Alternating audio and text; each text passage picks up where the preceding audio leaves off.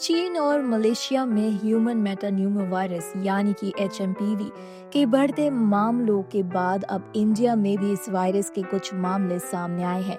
Reports के मुताबिक 2 मामले कर्नाटक से हैं और 1 मामला गुजरात के अहमदाबाद से है। और सबसे चौंकाने वाली बात यह है कि ये वायरस 2 साल से कम उम्र के बच्चों में पाया गया है। तो क्या ऐसे में हमें डरने की जरूरत है? क्या ये वायरस कोविड की तरह जानलेवा है? आइए जानते हैं। ह्यूमन मेटान्यूमो वायरस एक वायरस है जिससे सांस से रिलेटेड बीमारियां होती हैं। ये वायरस खसरे जैसे ही होता है और इसके शुरुआती सिम्टम्स भी खसरे की तरह ही हैं, जैसे सर्दी, खांसी, जुकाम। ये वायरस में बच्चों को खांसी, जुकाम, बुखार और क्रिटिकल केसेस में सांस लेने में परेशानी हो सकती है। ज्यादातर मामले बच्चों में देखे जाते हैं, खासकर 5 साल से कम उम्र के बच्चों में देखे जा रहे हैं।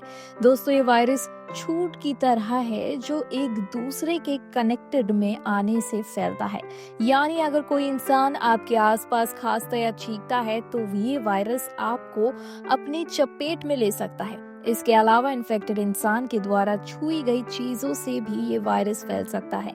अगर बाई चांस इन्फेक्टेड इंसान के द्वारा छुई गई किसी चीज को आप छू लेते हैं, हाथ धोए बिना आपको अपने मुंह या नाक को छूना नहीं है। अगर आपने हाथ धोए बिना अपने मुंह या नाक को छू लिया है तो वायरस आपकी बॉडी में एंटर हो जाएगा। इसलिए हाथों को साफ रखें और मास्क पहने। एचएमपीवी का वायरस कोविड जैसा खतरनाक नहीं है, लेकिन फिर भी ये जरूरी है कि हम अलर्ट रहें और प्रिकॉशंस लें।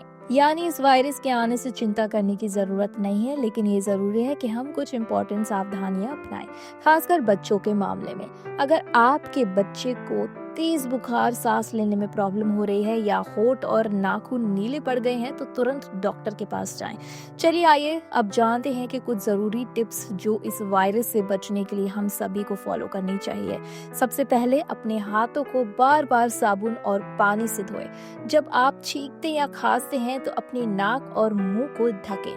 अगर आप बीमार हैं तो दूसरों के पास ना जाएं और मास्क जरूर पहनें और बच्चों से खास कर दूर रहें।